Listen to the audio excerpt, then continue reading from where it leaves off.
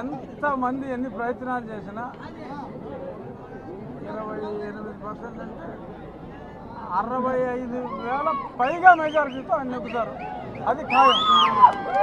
ఎన్ని ప్రయత్నాలు చేసినా జగన్మోహన్ రెడ్డి వచ్చి ఇక్కడ బస్సు చేసుకుని ఇక్కడ కూర్చున్నా 65,000 మినిమమ్. ఆ పైన మీ అందరూ సహకారం. చిన్న చర్చ నువ్వు అంటాం కరెక్ట్ కాదు, పెద్ద చర్చ జరుగుతుంది.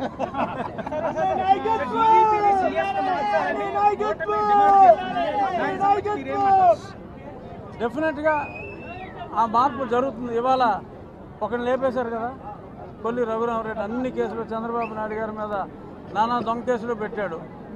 అతను అస్సాం పంపడం జరిగింది. వీళ్ళు కూడా లేపుతారు. టైం, కొంచెం ఓర్పు.